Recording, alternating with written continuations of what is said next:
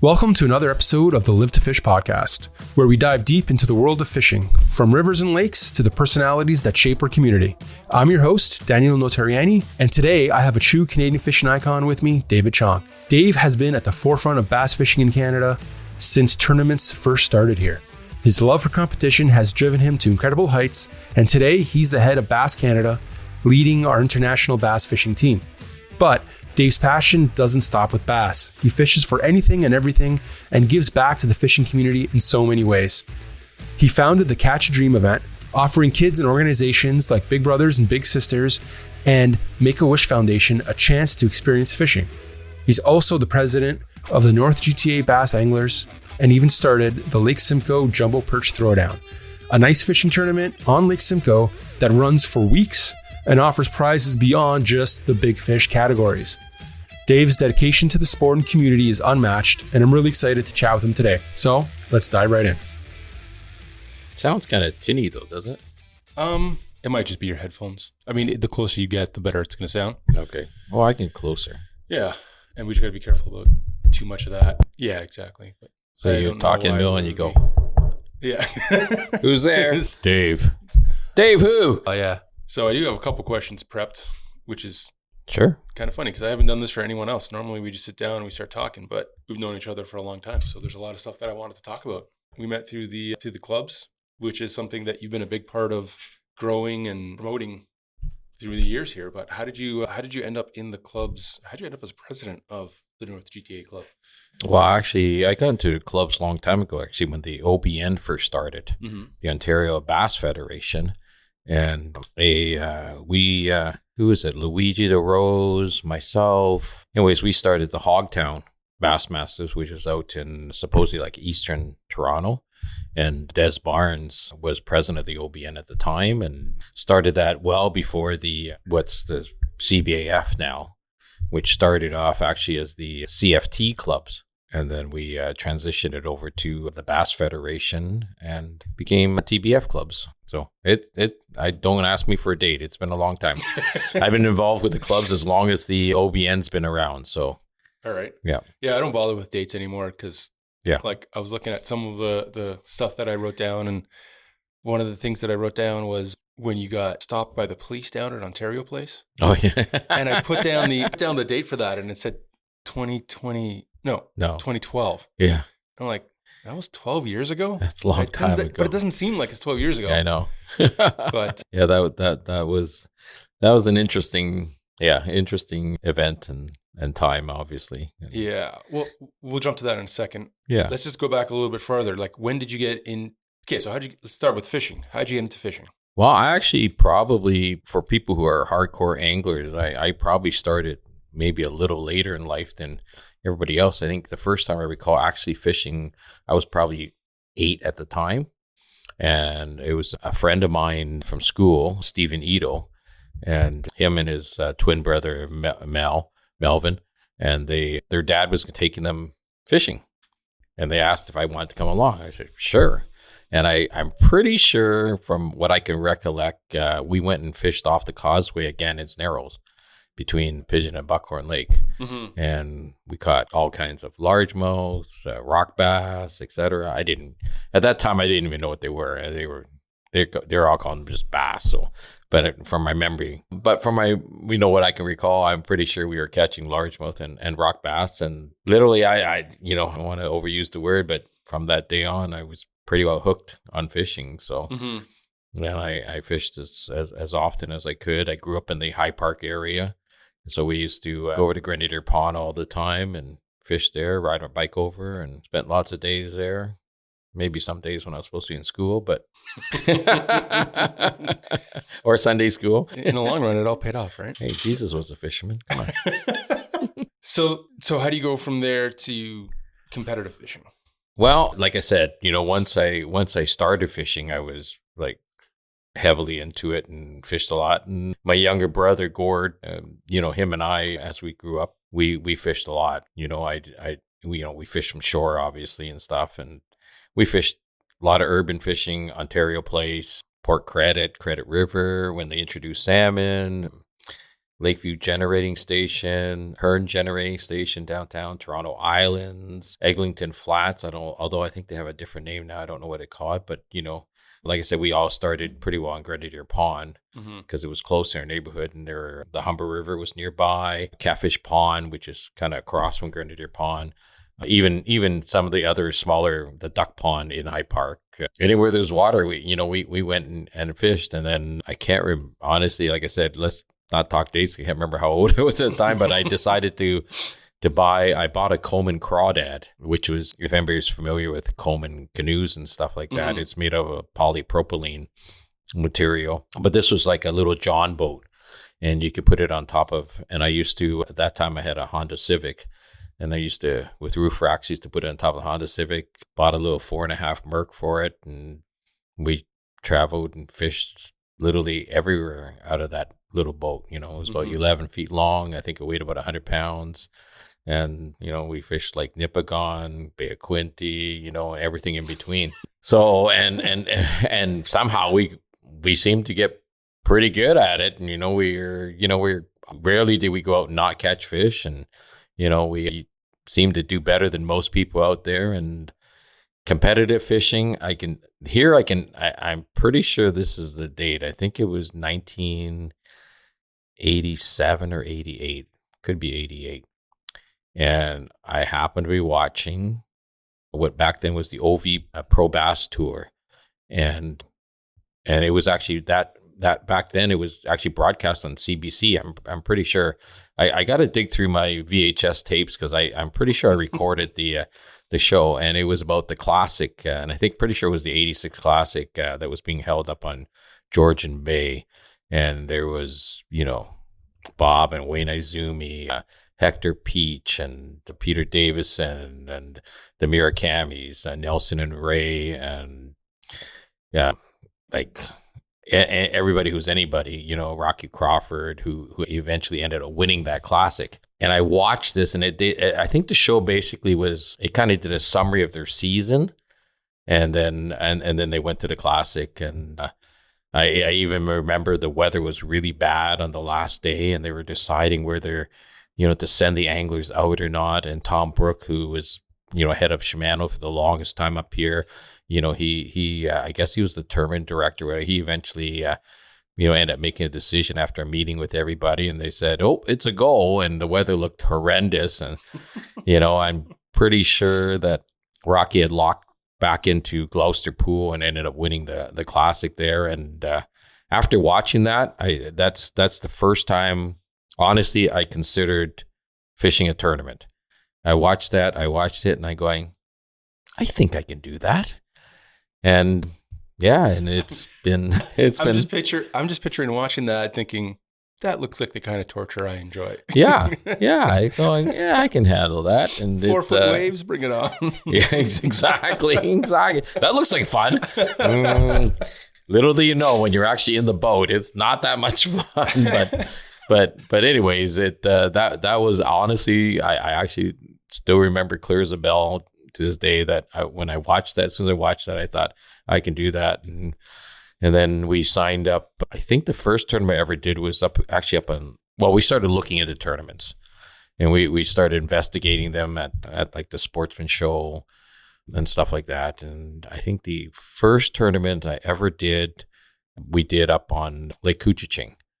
And it was actually a skeeter event at that time. And I think there was like 60 or 70 boats in it. And it was a 2-day event. I did it with a friend of mine, Albert Bello, and learned a lot of lessons from doing that event. Like when you're fishing a 2-day event and you're catching fish, and you're catching a lot of fish, don't keep catching all of them. You're not going to catch them the next day. But, like I said, being new to the sport, that wasn't something I really thought of. I just thought we just keep catching them the next day, just like we did the first day. And after the first day, I think, if I recall correctly, we were sitting like in 14th place, and I thought, wow, this is pretty good. This is not bad. This is not hard. And like I said, day 2 didn't go nearly as well, and we fell out of the money, but a valuable lesson learned. I learned from that, and and I think shortly after that, I fished a top bass event with my brother. and whose wife at the time used to always give him a hard time about going fishing and everything. And we went out and we were on Rice Lake and we fished an event there, 1-day event. And I had practiced for it. I found fish, but the wind was so horrendous. Oh, by the way, in between that, I bought a bigger boat. We weren't fishing out of the crawdad. I had like a 17 and a half foot fisher with a 115 Mariner on the back at the time. And we went out there and it was, again, it was probably worse than the day I saw on TV there with the Classic, and it was howling and it was blowing straight up the lake. If everybody knows Rice Lake, when you get winds straight from the west or straight from the east, it's not really good on there. It can get pretty rough. And so I couldn't go to fish, or I didn't go to fish where I found the fish. Instead, we fished where we could get out of the wind, and all that was there was docks, and we fished docks for the entire day. And I remember we didn't get a lot of bites. We caught our last fish literally with like half an hour to go, came in, and we ended up third and got a pretty good paycheck for it. And it's funny, after that, my sister-in-law kept asking me, when are you taking him next? When he came back with money, it was the whole different thing than we were just out fun fishing and stuff like that. But after that, obviously when it starts off like that, you think, oh, this is pretty easy and stuff like that. And, it's not that easy. It's been a lot of, trials and tribulations over the years. We've learned a lot, and it's at the end of the day, it's fishing, Mm-hmm. Sometimes it helps to have a little bit of luck, and but preparation is a key for it. How has your preparation for a tournament changed? Well, it's changed a lot. If it's a new body of water, we try to do as much research as possible. You got to remember, when I started, everything was in magazines and books. Mm-hmm. There wasn't a lot of information on. Well, it wasn't a lot of internet back then, And as technology and our times have changed, there's a lot more information available, on the the World Wide Web there. But back then, you read every article you could, try to find something about, try to find somewhere a magazine that had an article on that particular lake, and figure out kind of what you had in store when you show up there, what you can be looking at. Is it largemouth? Is it smallmouth? Before I got into tournament fishing, a lot of times our fishing on lakes was walleye, smallmouth, pike, etc. And when I actually got into tournament fishing, I found at that time I had to become a better largemouth fisherman and learn how to fish largemouth better. And I worked hard at that, and again, read every book I could, all the Bob Azumi's Big Bass book or whatever it was called back then, read everything, and got pretty good at largemouth fishing. And then all of a sudden, the smallmouth boom, and everything's become smallmouth. So you kind of had to go back and do it. Anyways, it's a constantly changing sport. Mm-hmm. You fish, 10 years ago is very different from how it fishes now and how you do things. And, you basically have to stay with the times and learn from it. If you think you're going to go out there and start having success and you can just keep doing that, you're going to get left behind at some point, because everything evolves and changes constantly. And you have to, look at the electronics we have these days compared to, back then when I started 5 years ago. No one knew what a GPS was, and nowadays, you see the controversy about forward-facing sonar, and and even when side imaging first got introduced by Humminbird, that there was a bit of controversy there. How easy it made it to find structure and stuff like that. And it did. It's a valuable tool, and all these things are, exactly that. They're tools. So nowadays, I probably don't put as much preparation in as I have in the past, just because life gets busy. I've got other, responsibilities and stuff like that.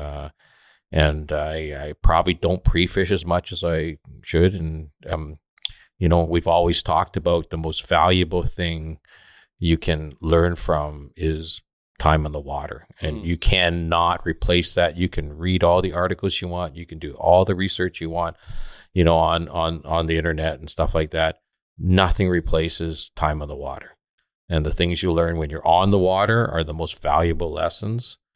And the more time you spend, I can guarantee the more success you have. You know? Mm-hmm. So, like you said, that you don't have as much time to pre-fish and all that anymore. Like you're generally known as like a full-time angler, or full-time in the fishing industry. Yes, I have for probably about the last. Oh boy. Again, we got to start thinking times and years because they all blend together after a while. I'd say probably for the last 12 years or so, I've basically made my full-time living working in the fishing industry as an independent manufacturer sales rep. And now I've just recently, in the last year and a bit, I took on something that I've actually loved doing. And I'm now the Vex's boat rep for Canada, and really enjoying that, really enjoying dealing with the company and the customers and dealers, etc. And it is taking up a lot more of my time, but it's I've always been of a belief, if you're if your job or your career is something you love and you're passionate about, it's not really a job or a career. It's just something you do because you enjoy it. So love what you do, and you won't work a day in your life. Yep. Exactly. That's exactly it. Yeah. So other than being the Vex's boat rep, for example, like, some people that I talk to, they're like, "Oh, Dave's a full-time angler, so he just fishes all the time." And I'm like, "Well, that's not exactly what he does." But I work in the fishing industry, but working in the fishing industry in Canada is a little different than. Yeah, I don't get to fish all the time. Yeah. I wish I did. That'd be totally awesome, but that's not the case. I probably do get to fish more than the average person. And when it comes to things like competitive fishing, and I love fishing. But honestly, I'm totally addicted to tournament fishing. If there's something on the line, even if I'm not prepared, it's the challenge of going out there and even trying to make it up on the fly. And sometimes it works, sometimes it doesn't. It's still so enjoyable for me, anyways. It doesn't matter. I can and I have for many, many, many years now. I can come off the worst tournament I've ever had, worst day I've ever had in the water, and I'm ready to go the next day. If there's another event going on, I can put that aside. Some people have a hard time with that. It's because there's so much involved in any sport, right? In competitive fishing, there's the mental side. There's the now with boy, this last week can tell you the heat wave we've had, the environment and stuff it's physically hard on your body, and you have to be able to handle that. And you have to know how to, make sure and remind yourself, make sure you rehydrate. And, the mental side of the game is, you lose a big fish and you can't be so freaked out by it that it leads to another lost fish. You hopefully, if there's a lesson to be learned there, you learn that lesson and you got to be able to move on. You gotta, you can't hang on to things like negative things. And that's the only way to hopefully have good, positive results in the future. So how do you deal with preventing those negative thoughts from creeping in, losing a fish or someone coming in on you, or? Someone come. It's funny. We the last couple of days we've had a few discussions about this, and there's people who say, yeah, there's no respect in the sport anymore. I go, you know what? I wouldn't say there's no respect. Maybe we have more people who don't understand their so-called unwritten rules in tournament fishing, and a lot of it does have to do with respect. And when you're on the water and things happen, like let's say you're fishing along a row of docks, and somebody roars in front of you, cuts in like 2 docks in front of you. Well, that shouldn't happen. They got a choice. If you're on a set of docks, you're moving a certain direction. They should either fall in behind you and fish behind you, or go way down at the other end of the docks and start working back towards you. But to cut like that close in front of you, it's just something that you shouldn't do. I mean, my biggest thing with anglers coming into the sport and stuff like that, I tell them it's an easy thing to think of. If you don't want something done to you, don't do it to somebody else. You can apply that to just everyday life, right? It's not, but in the sport, if if you think it would upset you if somebody did that to you, well, don't do it to somebody else. It's a very, very simple thing, right?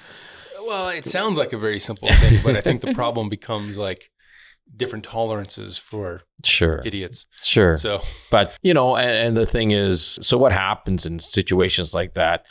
If it happens, I might have a few words, and I'll definitely let them know I'm not happy, but I can't hang on to it. I don't want to get into a big long-winded argument about it and stuff like that, because once you're into that, you don't fish the same way. It's in the back of your mind all the time.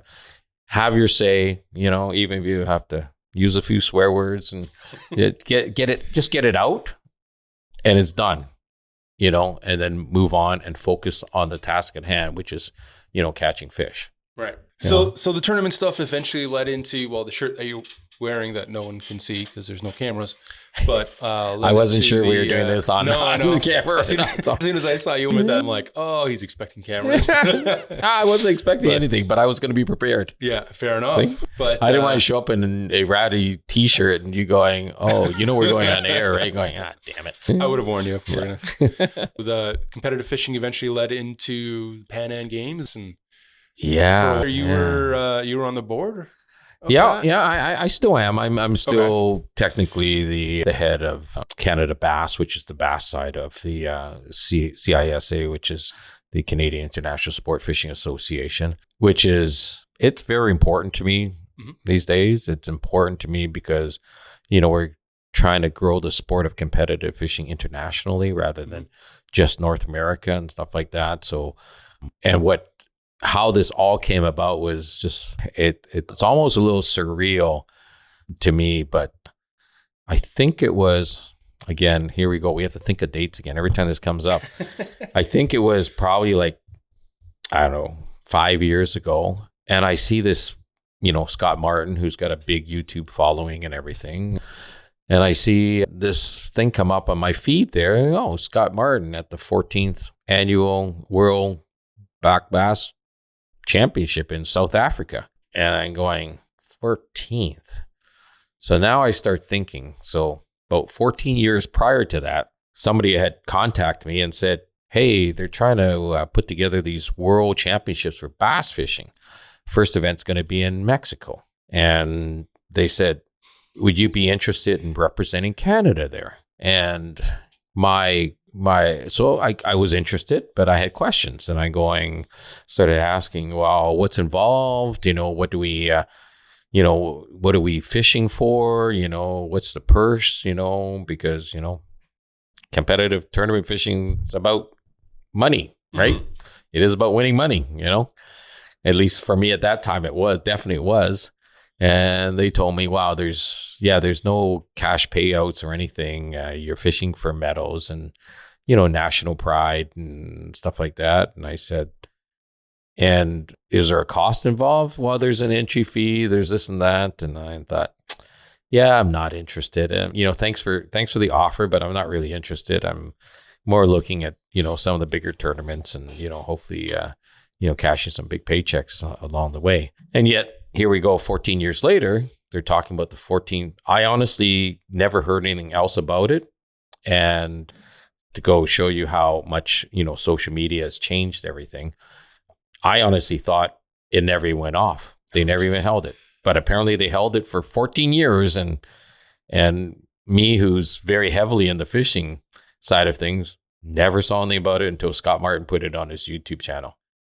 And I said, wow, they kept this going all these years. And then literally right after that, my good friend Bob Izumi, who's a Canadian icon in fishing, he's probably the biggest name in fishing in Canada, period. And North America, he's pretty big. But he calls me up and say, hey, listen, they're starting a Pan American Bass Championship, and the first one's going to be held down in Florida in Lake Okeechobee.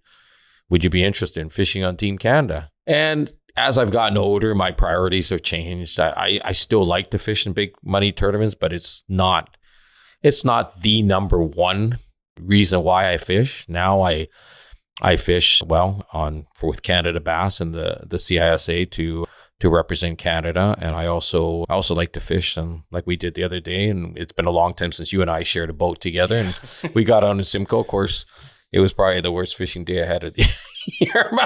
That seems to follow me around lately. But anyways, just, fishing with friends and, people who I haven't gotten to fish with over the, last bunch of years, because I would be fishing 40 to 50 tournaments a year. And you're always either pre-fishing or in a tournament and stuff like that. So when he asked me, I said, hell yeah, sure. I get to wear the maple leaf. I'm all in. And he goes, we're not fishing for anything, right? We're just fishing for mail. I'm going, yeah, somebody explained it to me about the World Championships, and I turned that down years ago, and I'm okay with that right now. I'm okay with that. And from there, we ended up going and actually fishing in the World Championships in Mexico later that year. I don't know, there was like 26 countries there, Korea, Croatia, countries, first of all, there were 4 African nations, and, countries that, a lot of countries you didn't even expect would be there for bass fishing. Even at the first Pan Americans, when we were down in Lake Okeechobee, Costa Rica was there. There's no bass like black bass in Costa Rica. So they don't even have it there. But anyways, they sent the team, and then they explained to me what the World Organization, FIPS and SIPS, were trying to do was to try to get, competitive bass fishing in as an Olympic sport. And they were trying to do this with the Pan American Games and the Pan American Bass Championship and the World Bass Championships, because you have to have a certain number of countries. As for a sport to be considered, you have to have a certain number of countries across the world, not just, North American countries and stuff like that, who participate in that sport. So I thought it was pretty cool. I don't know if I'll ever see that in my lifetime, but the fact that they were trying to do it, I thought was pretty neat. I just thought meeting these people, like at the first one from Costa Rica, Mexico, and of course the USA, which is where competitive bass fishing was born, with Ray Scott and Bassmasters and stuff like that. And in that first event, we fished against, people like Scott and Roland Martin, Roland Martin, the great American fisherman. Watched him as I grew up, and who's become a good friend now. John Cox and Keith Carlson, who are right at the top of their games right now, and in competitive fishing, who've also become good friends. It was pretty neat. That David Dudley, it was almost a little surreal, because from Canada you don't. Although nowadays it's more of a possibility or reality with, Chris and Corey Johnson, Jeff Gustafson, and, Cooper Gallant fishing the Elite Tour. But, back then, back when I was coming up through the ranks there, Hank Gibson, he fished the Bassmaster Tour, the Opens down there, and he qualified for a classic one year. But for the most part, it was, it's something everybody dream of, but you never really thought that you'd have a chance at it. But now that, Chris and Corey, Cooper and Gussie have done it, just because you're from Canada doesn't mean you can't reach the top of the bass tournament fishing world. Yeah. And now we get to fish against these guys in these international events. And over the years since then, I fished in now this one coming up would be my 4th Pan American Championship. I fished in one Worlds, and we fished against Jacob Wheeler, Dustin Connell, Brian Latimer, B-Lat, MDJ, Mark Daniels Jr., again, John Cox, Cody Myers, Jacob Prosnick, and Charlie, there's guys who were there for, the start at the FLW and stuff like that, that it's just like, again, it's just pretty cool. It's pretty cool to, when my career is done, as far as competitive fishing, to even say I was in an event with those guys. It's pretty neat. So that's kind of interesting, because I think we were talking about it the other day, actually. There's some events around here where the tournament organizer wants guys like Chris and Corey to come in and fish them, and he thinks that it's a draw for other anglers be fishing against guys like that. So that was the conversation we had, right? Right? Listen, it's how does that? What is the draw for you? Like you say, it'd be pretty cool to say I fish an event with those guys that. Hey, it's 100% a draw for me. Okay. Because if I'm going to go into a tournament and I'm going to do well or, win or whatever, I want to beat the best. I don't look for tournaments where, I don't cherry pick tournaments and look at tournaments. So, this should be an easy one. There's not too many anglers in here I have to worry about and stuff like that. Although nowadays the talent out there is so good, and because of the electronics has changed everything. Almost on any given day, literally, I think anybody can win, especially on local tournaments like we fish around here. So I don't think anybody's really, out of it. There's lots of people these days who win events, and sorry to say, I don't know who they are, and I always thought I pretty well knew everybody who fished tournaments up here. So it like I said, I want, when I compete, I do want to compete against the best. I may not beat them, but the goal is to try to beat them, So to say, Bass Fang ranks, Jacob Wheeler's the number one bass tournament angler in the world. The year we held the Pan Americans in Cornwall I should remember this, 2019, I do believe it was. And the U.S. team consisted of, again, Jacob Wheeler, Dustin Connell, John Cox, Keith Carlson, David Dudley, Cody Meyer, Jacob Prosnick. I'm not remembering everybody, but they had a stacked team. And we beat them on the team side. We won the team gold. So just to say that we've done that, I think Canada is the only country that's beaten them in the Pan Americans. So, they basically have dominated because they just do. There's so many talented anglers down in the States who do truly fish full time. Mm-hmm. And it makes a big difference. If you're on the water and you're fishing 300 days a year, if you're not getting any better, you probably should be looking for another career. But these guys do. They are amazing anglers, and when you fish that much, what it gives you is it gives you a much larger database to work with. Mm-hmm. So when you spend that much time and you see certain situations come up in tournaments, you got all the information to fall back on. I remember I had conditions exactly like this, and the fish were doing this, and this. It makes it a lot easier to make decisions.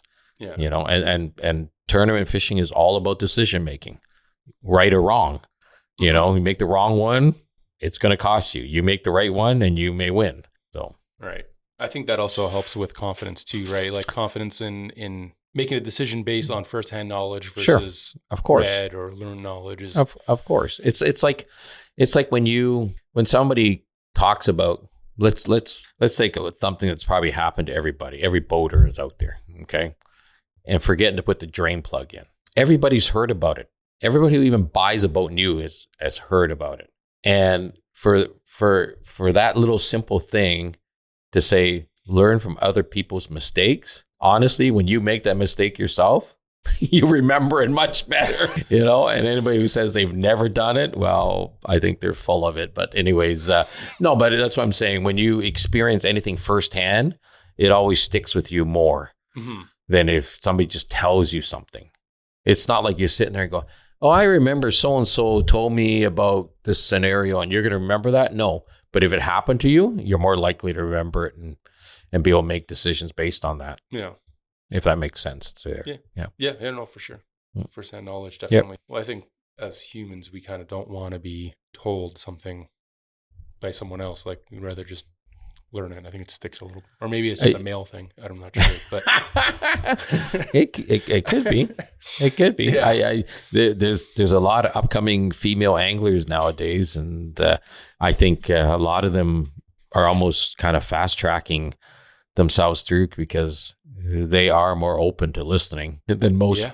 Not everybody, well, but as a whole, if you want to generalize a little bit, females are more open to listening to people and taking advice from people, whereas male anglers a lot of times, unfortunately, think they know it all.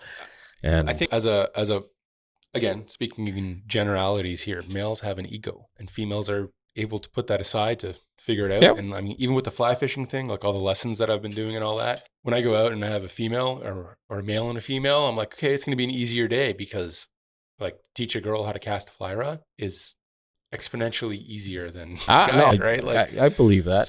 And that probably, again, a lot of things we talk about and I mention stuff like that can just apply to everyday life, Mm-hmm. Yeah. Right. So, so the tournament stuff extends beyond bass, right? So Yep. It's been a few years now that you've been spearheading the Lake Simcoe Jumbo Throwdown. Yeah, we we do live in Canada. We do have winter for 4 months of the year. So we do ice fish, I'm not at the point where I can go south for 4 months and fish open water. So we ice fish, and like any type of fishing is just such a, I don't know, it can be such a gratifying sport, and everybody can get into it. Doesn't matter if you're male, female, young, old. Parents can do it with their kids, which you do with your two sons, Mm-hmm. and stuff like that. And honestly, I think when it comes to the family thing, there's probably no better time spent with your child than, either in an ice hut or on a boat with your kids, away from all the noise of the world, the technology, the iPads, the video games and stuff like that. Yeah. And it's, you get back to, the simpler things in life. And so that's what we've tried to do with the Lake Simcoe Jumbo Throwdown. It's an online tournament. We haven't finalized all the detail for the upcoming year, but last year, I do believe it ran for like 7 weeks, and we do through an app called, here's where technology does come in handy. It's called Fish Donkey, and you basically you sign up, you take a picture on a proper ruler and everything, and have the fish positioned properly so we can make sure it's measured properly. And yeah, you can win prizes, you can win money, but there's a bulk of the and some people don't have to do that well, and they can win some really nice prizing, right? That draw event has saved me the last 2 years for sure. Between the auger and the fish finder. Although there is cash payouts for performances like the longest perch and the longest 5 perch, honestly, the majority of our payouts, which is through prizing, and we have all our great sponsors to thank for that, and most of it's done through a draw. Mm-hmm. So basically, if you're entered, you have, like last year, you had a chance to win a fantastic Garmin ice unit like you did.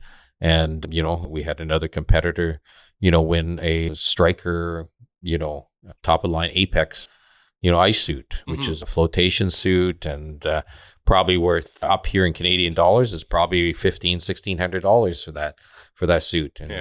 And he won it because he was in the event. Yeah. And no other reason, not because of the size of the fish he caught. So it's done in a way. And again, it's kind of like where I've gotten in my career, where there is a competitive side to it, and a lot of guys, and there are guys who, I bet you we have some guys out there who might have been out there almost every day of the 7 weeks.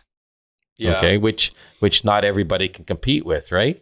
Some people might only get out once or twice in that time period, but just the fact that they're in, they got a chance to win some fantastic prizes. We had, so I mean, it's more than just the competitive side. That's kind of what I think.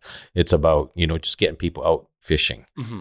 We had prizing for youth anglers and female youth anglers and female anglers as opposed to male anglers. So we had different draw prizes, and there's also a charitable side, to our event. And so, we this year we donated, oh boy, I can't think of how much, but it was a good sizable amount to the Shades of Hope Wildlife Refuge up in Pefferlaw. Yeah. So the year before we did the Canadian Tire Jumpstart program in York Region. I'm not sure what's going to be done. We got some discussions for the 2025 event coming up, but we'll find a worthwhile, charity to support. Mm-hmm. And again, hopefully, put out, hopefully our sponsors will all be back, and there'll be some new ones, and we'll be able to get people out there fishing. Hopefully we have ice this year. That would be helpful. This week was no ice last year, I think it was. Yeah. Or sketchy ice. And no, first week there was no ice. Yeah. There was nobody should have entered any fish I don't think anybody did enter any fish in the first week. It wasn't because until a boat show, I think that we had those questions. Do we have to catch it through the ice? Well, yes, it is an ice fishing tournament. I do remember that. Yeah, people are going, can we take a boat out? No, it's an ice fishing tournament. So, but Brian and I were going to actually go out just to drive you guys a little nuts. But exactly. But a great event. I think last year we had 160 some odd entries, and I expect we'll have well over 200 entries this year, maybe more. And it's a great time for somebody who wants to get out on the ice. And even if you're just going with a outfitter, you can still enter. You just got to make sure you have a ruler and, the app, download it. And once you're signed up, you can enter away. And like I said, once you're in the thing, you have just as good a chance of anybody else of winning those big prizes. Oh yeah. And it's a really low entry. Yeah. Like not even entry fee, but you can get a ruler for under $20. Right. Right. And especially you're going out with an outfitter or with a buddy. If you're going to spend a day on Simcoe, it's silly not to. Yeah. We have it's only a $50 entry, which is nowadays with the cost of everything. Honestly, can you go out and have a nice dinner for $50 even? So it's one thing. Anyways, we look forward to holding it again this year. We hope we have more people involved again, as long as we keep going up every year and. Everybody's having a good time. We do take feedback from all our participants, and we try to make it better every year. And we hope again to add some more sponsors and more prizing, and let's just get everybody out fishing. Yep. Because the world will be a much better place if everybody fished. 100% agree. Which is a good segue to the whole Catch a Dream thing. Which you still part of that? Yeah. Well, we did the Catch a Dream event which was getting kids out in actual boats fishing. Mm-hmm. And we did that for 15 years. Stanley Josh was thing, and I, spearheaded most of that. And it was a great event. We had events where we had as many as close to 400 people out to it, between the boaters, the kids, their parents, volunteers, and so forth. And unfortunately, the pandemic kind of put a halt to that. And I've handed the reins of that over to Mike over at Fishing Frenzy, which is another great organization. And they're real busy right now with their youth fishing leagues, which have been going over just same as people would sign up for baseball leagues in the summertime. Yeah, kids can sign up in these fishing leagues, which is awesome. So we still talk. I'm going to help them in any way I can with it. And we're just trying to figure out what's the best way to kind of keep Catch a Dream going. In the past, we've always, because it was such a big event and involved Big Brothers Big Sisters, Hospital for Sick Kids, Make-A-Wish Foundation kids, and we thought about sending those kids out for just a day with an angler, but which is good still, but it's not what it was. So it's still it's a work in progress. Let's kick back. And so what it was those organizations, Big Brothers, Big Sisters, Make-A-Wish Foundation, you're getting them with anglers and you're running what's basically like a mini tournament for them. Yep. Right? And you had the full weigh-in, like the drive-through weigh-ins. But everybody wins. Yeah. Everyone ends up getting something. Nobody leaves the event without a prize. And every kid who entered got a gift bag, including their own rod and reel, a whole bunch of tackle, lots of stuff. And then as they with fishing the tournament, we had all kinds of games and toys and stuff for them to win as well. And like I said, nobody left empty-handed. That's for sure. Yeah. So yeah.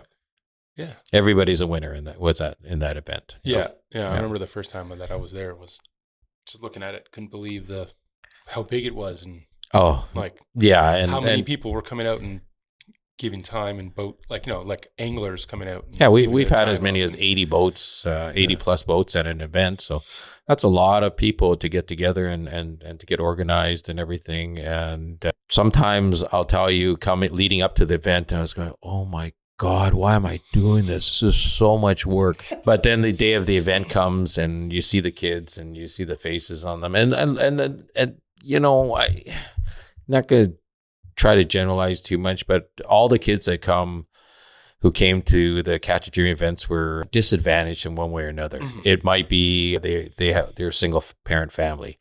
It might be the fact that they have health issues. They're disadvantaged in some way. Like I said, they maybe they just don't have money to go fishing, you know, somewhere. Or like I said, we had kids coming from Make-A-Wish Foundation who we all know what that organization's about, and we're trying to get them out and give them a day where they can go out on the water. And sometimes the kids had more fun with the boat ride than the actual fishing part itself, but it's all part of what we do. And then I remember the first couple of times we did it, especially when we did it up in Aurelia, and the big brothers and big sisters would actually, you know, bus the kids up and their parents. And they'd all come on the bus, and you see them all pour out when they get there. And, well, I know it's early in the morning. That's probably one of it. They don't look very happy when they're piling off the bus. They just, you know, they had to get, you know, to the office there real early, to the big brother's big sister office really early. And then they had the bus over, and they get off the thing. And then when they come in off the water, they're all laughing and smiling. And, you know, just watching that, you know, makes everything feel like it was all worth it, all the work that went into it, you know, prior to leading up to the event itself. It was all well worth it. You know, we had some videos and stuff, and, you know, I still remember this one Chinese girl who they were interviewing, and they were talking to her, and they said, "So what's the best part of today?" And her answer was, "When I caught a fish for the first time in my life." And she was like just grinning from ear to ear, and just so happens. And we had one kid, again, same thing. They were interviewing him and talking and going, "So, you know, did you have a good time today?" He goes, "Yeah." He goes, and they're going, "You know, could it have been any better for you?" He goes, "Yeah, I kind of wish so apparently his real big brother was off on some kind of trip and he couldn't make it. So thing. And he goes, "Yeah, I would have liked if my big brother could have come with me to it, because it was just and again, only kids can do this. It was the bestest day, you know." and the person who was talking said, "Well, maybe when you come back next year, he can come with you." And his eyes just go bug eye, and he goes, "I can come back." And, you know, yeah, when you see stuff like that, you know, you kind of, you know, everybody has problems in life. You kind of forget about the problems you have, you know, and, you know, and it's, you know, through the eyes of a child, you know, the simple joys in life is super important, you know? Oh, yeah. Yeah. And who knows what path that doing something like that puts them down. And exactly, you know, exactly. And like one thing that I've learned from the fishing industry, some of the friends that I've made and the people that I've met have been there's a different kind of drive in the people, and there's a different kind of like ethic from those people. So it's like for the vast majority, absolutely 100%. You know, there are amazing people in this sport. You know, people who the ones that last, selfishly, you know, give of themselves and you know, to share, you know, the joy of fishing with others. You know, it is pretty neat. It is pretty neat. It's funny how it kind of has a way to like whittle out those more selfish people. Yeah, they get recognized fairly quickly. Yeah, I think the industry does a fairly good job of regulating itself. Sometimes it takes a little bit, but usually does. Yeah, for sure. So speaking of good memories and all that, is there a specific trip or memory or something like that that you have that kind of sticks out for you? Oh, there's so many. Honestly, there's so many. You know, I so hold on, how about this? Often joked around with Rob Lee, who's kind of like my main tournament partner for probably about 10 years back in the day, and probably for most of where I really grew as an angler and as a competitive angler, a tournament angler. And I said, you know, we both kind of joked to each other, you know, we really need to write down some of these stories that we have, but things that have happened while we were fishing. because as we get older, we're going to start forgetting them. And some of them are so amazing that they really need to be shared, with others. Do you know what? I don't think I could pick one, honestly, Daniel. I don't think I could pick one.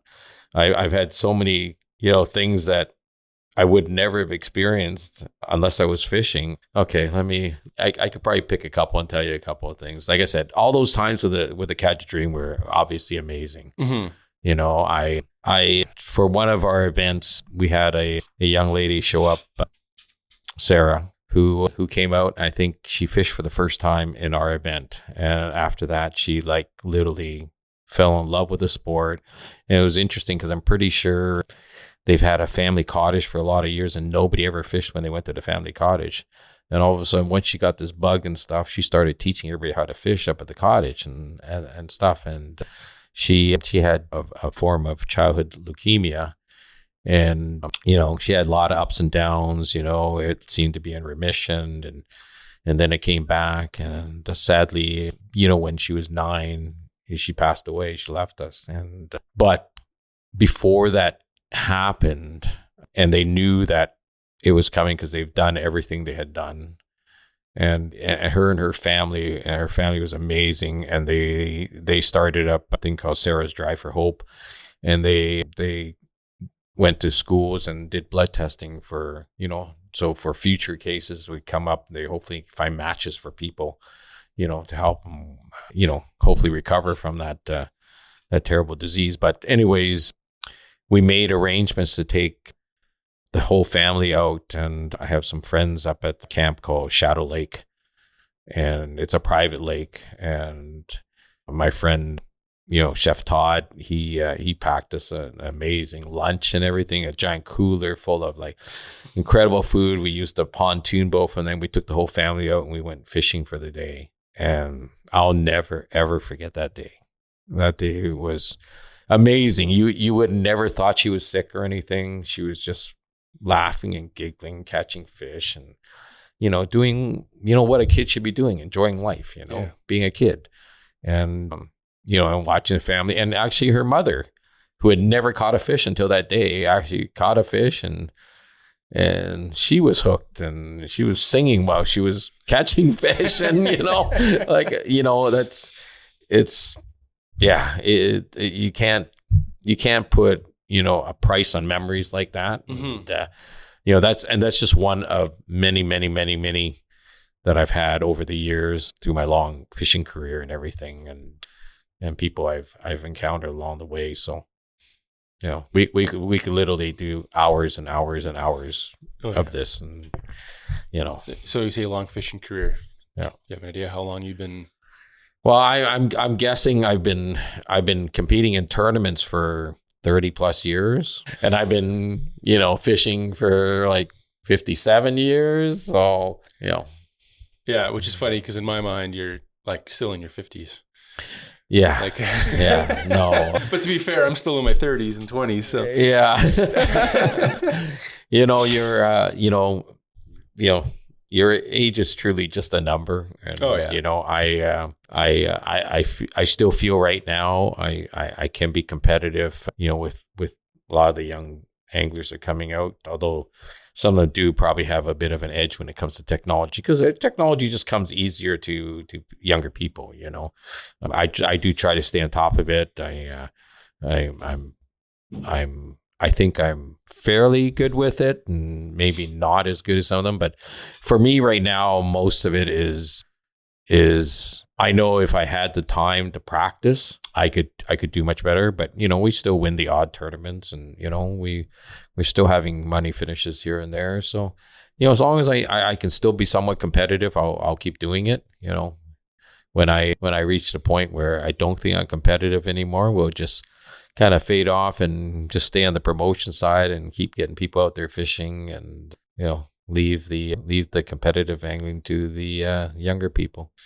The promotion side has been pretty good for you, even with speaking engagements and stuff. I think you're one of the few people that consistently draws crowds.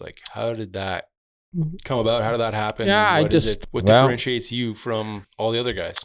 I don't know. I've been doing seminars for many years now, and I typically do them at just about every show up here. And I get asked to speak to high school clubs, and I've done Boy Scout troops. I should say Scout troops because there were girls in it as well, not Boy Scouts alone. All kinds of different gatherings. And I think what I try to do is I try to make it about the fishing. I do promote my sponsors, but I do my best. There's a lot of speakers out there who I'm not going to say any brands or anything, but it's this brand, or if you're not using these, your thing. I'm going, to me, and I use this a lot of times in seminar, in fishing, if it's working for you, you're not wrong. There's no one right way to do something. If you're catching fish, keep doing it. If you're not, maybe you want to try some of the things I'm going to talk about, some of the products I talk about. I don't try to pretend that other brands don't exist out there aside from my sponsors, because they do. And so, sometimes some presenters come off as a hard sell and constantly pushing thing. And, I'm going to tell you, this is how I do it. If you think it can help you, please, go ahead and try it. If you're already having lots of success, if you're going out there and you're going to a lake and you're catching all kinds of 5-pound, like true 5-pound bass, then don't stop doing it. Just keep doing what you're doing. That's kind of my take when I do seminars and presentations. And the other thing is I've done some generic ones, but I'd like to really do more specific ones and, take one specific presentation and break it down totally. Whereas there is a place for those generic ones, because some people may go to like a sportsman show. They may just want the basics. That's the level they're at right now. Yeah. They're not. So, because again, it's for everybody. You can be a hardcore tournament guy.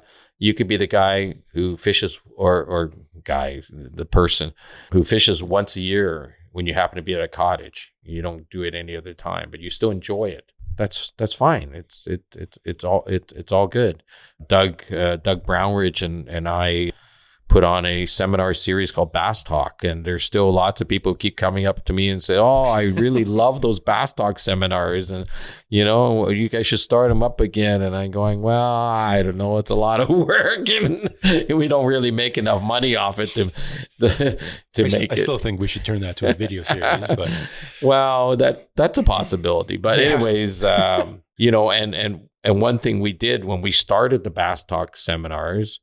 And we started doing something that how it came about was, I'll tell you exactly how it came about. We were sitting there at one of the spring fishing and boat shows, and there was a seminar series that came up from the States, and it had some of the top, bass anglers at the time, bass masters and so forth. And a couple guys mentioned and going, "Yeah, I enjoyed it. I enjoyed meeting so-and-so, but, and then one of the guys, his seminar was, fishing for pre-spawn bass." We can't do that. Well, we can't do that up here. So it doesn't relate to us up here, and thing. And Doug and I, we were sitting just, Doug was having a beer. I think I was having a ginger ale, and we said, "You know what? We got enough anglers up here, top anglers, that we could do those seminars. We can do something." And hence, that's where, kind of Bass Talk started. And we started to, get the top guys up here, the Pete Garniers, the Jay Martin, JP DeRose, Rocky Crawford, at that time. And, all these guys who are kind of at the top of their game up here. And this is the thing. We're going to pay you to talk. And at that time, most of the guys, they were asked by their sponsors to talk at shows. They never actually got paid, So we say, we're going to pay you to talk at these seminars. Okay. We're going to, and the more people we draw to it, the more you're going to get paid. So it's in your best interest to promote the event, to get thing. And the other thing is, we don't want any fluff. We want, and this has nothing to do with hair jigs or anything. We want you to give the straight goods. If you're talking about a presentation, you gotta put it all out there. Exactly what you're doing, what you're using. No, what's the secret?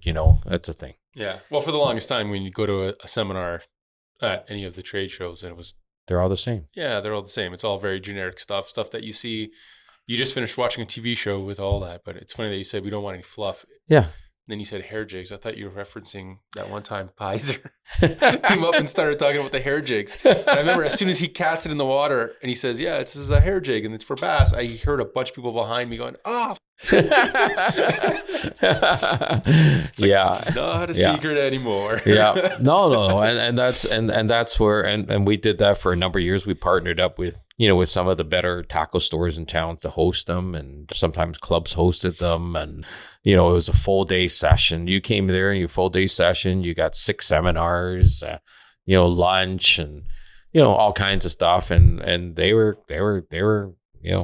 a lot of fun. We met a lot of people through it, and I believe from all the remarks I hear from people that people learned a lot from it, mm-hmm. like when I would do a seminar there, and if I talk about jerk baiting, and I talk about jerk baiting for an hour, and I tell you exactly how I rig my jerk bait, exactly, and what I'm looking for, and what I do with it and everything. And we had the odd speaker who didn't listen to us and showed up and did a fluff seminar, and those people were never invited back again. So, but it's good, like I said, it's a sport where, it really helps that, we share, and people get into fishing because I know there's some people out there who go out fishing and don't care they catch fish, but I hazard a guess, deep down they do. Most people, like 90% of them, they want to catch a fish. It may not necessarily have to be a big fish, mm-hmm. but the excitement's from catching fish. So if we can teach people how to catch fish, and of course we always, stress, the importance of catch and release, for sustainability of fisheries. Mm-hmm. There's nothing wrong with keeping fish to eat, just, you got to keep the right fish. Yeah. Don't keep everything, Yeah. Gotta remember, I grew up in a Chinese family.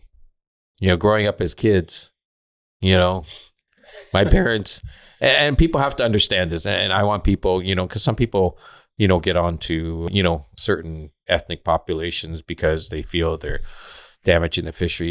You have to put yourself in other people's shoes. Okay. You have to understand where they came from. My parents were immigrant farmers from China. A lot of times they never really knew when their next meal was going to come, what they're going to get food. It was, sometimes they had lots of food. Other times, they were barely enough to feed everybody. So their mindset was always, if you had a chance to stockpile food. Yeah, you do it. You do it. So if you're fishing, keep as many fish as you catch, put them in the freezer, you have food for a thing, and as we, as anglers, my brothers and sisters and I, as we grew and we learned more and we learned about catch and release and stuff like that, and we started, we actually got it across to our parents. You're not in China anymore. You're in Canada. You're not going to go hungry here. This is Canada. This is, we will look after. People will be looked after. You're never going to be thinking. Hopefully, it's not the case, but you never have to worry about that. And it's more important that we do things to help the fisheries be sustainable, so people can, future generations catch them, mm-hmm. Our kids can catch them, your grandchildren can catch them, so, and they got it, they finally got it, it took a while, but, we got it across them. So still trying to teach my grandma, my nonna still, every time I'm like, I'll bring her some fish. We go ice fishing, catch a bunch of perch, bring her some. Oh, this is all you caught today? Oh, no. I put so many back. Why? Yep. Because I'm going to go back out tomorrow and I'll bring you some more. But like, no, it's true. So, some, like I said, again, walk a mile in somebody else's shoes before you kind of, make past judgment on them and try to, rather than just, criticizing all the time, try to be part of the solution, try education, Yeah. Well, the education goes both ways, right? Like the understanding on both sides Yep. of it, and understanding Yep. why they come from there. But yeah. So. Yeah. And speaking of education, like that kind of brings me to the next point I want to talk about was, I don't remember how many years ago now, but it was a couple years before the pandemic. You came to me with the idea of the everything fishing booth. Yeah. Which is it is an educational thing for the guys that aren't necessarily hyper competitive or are just getting into it or are well, I'll let you where did the idea for that come? Well, it actually came from Bass Talk, because I saw how popular Bass Talk was. But if you were a beginning, a angler just starting out and you want to learn something and you came to a Bass Talk, I hate to say it, you'd probably be lost, because we're talking about stuff you haven't got a clue about and it was probably too in depth for somebody who was starting off. And I just felt there was a need for, education where, we went right down to the basics, what different lines are for, what, why hooks, different shapes, and, what they're for, difference between tungsten and lead.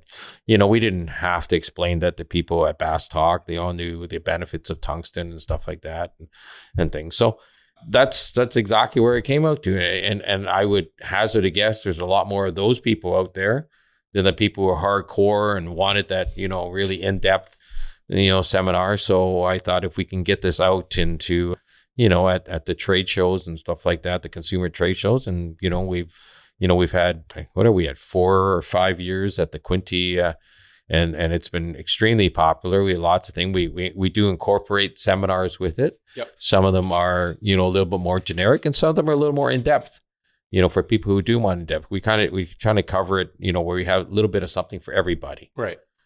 So it's been, and we hopefully it will keep growing. We've been to the Ottawa Boat and Outdoor Show, and hopefully we'll be back there again one day. And there's unfortunately if we grow, obviously we need more people, because this can't be everywhere at the same time. But again, it's just another little element to growing the sport. That's all. I think part of that too is growing the sport is just sharing the passion that you have for it, and it's probably why you're doing it on so many different levels. Yep.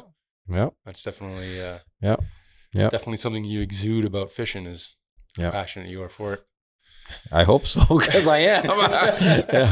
It is my passion. It's like even in my family life, my wife is, and don't get me wrong, I love our pets, but that really is her passion, and she understands that my passion is fishing. And we can both support each other in our passions, and understand that is very important to us. And I would never tell her, how to feed our animals and stuff like that. And she doesn't tell me how to flip a jig, so it's all good. So, is there an off season for you? Not really. It goes year round. I do. I think, again, as I get, a little older here, I try to make sure, at least 1 week I get away down south and do a little fishing down in Florida, or it may be different places at a time. Of course, like I said, the international side of things is because of that. Well, when we went to Okeechobee for the first Pan Americans, I had never fished Okeechobee before. Learned so much there. Loved it. It was amazing. even some of the tournaments have taken me to places. We did the team championships when we were fishing with Doug and I were fishing with the Renegade Trail. We've got to fish Gunnersville, we got to fish Kentucky Lake, Harris Chain, Norfolk. We got to fish bodies of water we probably would have never gone to if it wasn't for those tournaments. And later on this year in October, after the Pan Americans in New Brunswick, me and the rest of Team Canada, we're going to Italy to fish Lake Bolsena at the World Bass Fishing Championships. Huh. So I didn't know it was in Italy. I was going to say, that you being Italian. Yeah. But Lake Bolsena is about 2 hours, I think, kind of north of Rome. Mm-hmm. That's actually not too far from my parents' hometown. See? So that's in October. And again, we don't have, we're not fishing for money. We're fishing for medals and national pride. It's pretty cool. I think I'm sure there's videos up on YouTube, like when we won the team portion at the Pan Americans in Cornwall, and we played the national anthem, and everybody on our team was up there singing "O Canada." It's quite stirring. It's quite stirring. So it's neat, and we're going to, in New Brunswick, I think there's 11 different countries coming, if I'm not mistaken, including, I do believe South Africa is coming as part of an international challenge. Obviously, they're not a part of the Pan American thing, but, we're going to introduce a part of Canada to people around the world that's probably not really known for bass fishing, although they got great bass fishing down there. And anybody who's down there can tell you that. But even the Americans even the North Americans, they're coming up and they go, we're going to New Brunswick. First of all, where's New Brunswick? It's just above Maine. Oh, okay. You have to give them something to relate to, right? And yeah, they're going to experience what great bass fishing is down there, and obviously the hospitality and the beautiful scenery down there. So it's going to be just an amazing event. Nice. Yeah. Well, I'm looking forward to seeing some of the footage and posts from that. Yep. So is bass, is that your favorite species? Is that your favorite fish to target, or is that more just like a byproduct of the majority of competitive fishing is around bass? There's more tournaments in bass fishing than any other species for me. And because I'm so hooked on competitive fishing, that's what I do. But I fish. We've done out, and not as much as we probably should, but we've gone out enough times. I love to fish for everything. Oh, yeah. I had a great time when we just went around chasing peacocks when we were when you were living down in Miami there, and we went down. I had a blast, and I'm hoping to get down some point, with my friend, Alberto Nye, our crazy Alberto, and maybe going for some clownfish and some of the other, snakeheads and, other species. Just, I just love catching fish, Yeah. I can honestly, hey, yourself, Ashley Ray, and myself, after one of our shows at the Belleville, the Quinty Sport Fishing Show, went ice fishing, catching panfish, crappies, bluegills, pumpkin seeds, hybrids. Yeah, I mean, to be fair though, they were gigantic. I know, but it's they didn't have to be. Yeah, they didn't have to be. Yeah. It's fishing. It's fun, When we used to fish the Humber River, we used to catch like creek chubs and just something tugging at the end of the line. That's all. It's funny you say that. The fish I'm most excited about this year that I caught was probably about a 3.5-inch war painted shiner. We're down in Georgia and wow, fishing along, and I've never get even hit, and I'm like, the heck is that? And you've never seen one? No. And when I pulled it up, the way it came up with its mouth, I'm like, what is this thing? I could not figure it out. Throw it up on Google, but it's got that little. Yeah. You see, it looks like it has a lipstick. Yeah, and yeah, it has yeah, a little yeah, slash yeah, eye of it. Yeah, And, yeah, cool. And the mouth is just like it opens up almost flat. Yeah. Well. So I was like, can I touch this thing? Like I was just so not expecting that at all. Like, every time I catch a species I've never caught before, I'm excited. Oh yeah. I'm super excited. And actually somebody not too long ago says, wow, you catch so many different species. How many have you caught? And I actually had to sit down and think about it and started, and I can't remember. It came out to like 65 or something. Freshwater species, right? Yeah. Different freshwater species. And my buddy Ken, who actually has asked me to help out with his fishing club that he's starting at his high school where he teaches. And I think he's up to, I could be wrong here. I don't want to put a number, but I would say he's probably like 600 or 700 different species he's caught. He actually schedules his holidays to go to places where he can catch new species of fish. Hey, he told me about him. He's got all the yeah, that's pretty cool. Yeah, no, it's really, I think that's really neat. So yeah. I mean, I fish bass a lot because, like I said, most of the tournaments, it's not that I wouldn't fish bass. I still like fishing bass, but it's there are a lot of anglers out there where it's all about the bass fishing. Me, it's just all about the fishing. Yeah. You know, I've had, the first time I caught a mirror carp, I was ecstatic. I was ecstatic, it's a carp, but, we, like I said, there's still a challenge around it. Yep. Yeah. Every species I catch, I'm excited. So is there a bucket list or? Freshwater, white sturgeon out in BC. Mm-hmm. I'm hoping to do that in the next couple of years, before I'm too old and decrepit to fight one. Yeah, peacocks were until I went down with you, but maybe some of the other peacock species that are down in South America. Yeah, and of course you can go on and on about saltwater, tarpon, rooster fish. It's just, there's just so much in fishing. It's just, yeah. And the thing is, what's cool about it is it doesn't matter where you go in the world and you meet another angler, you immediately have something in common.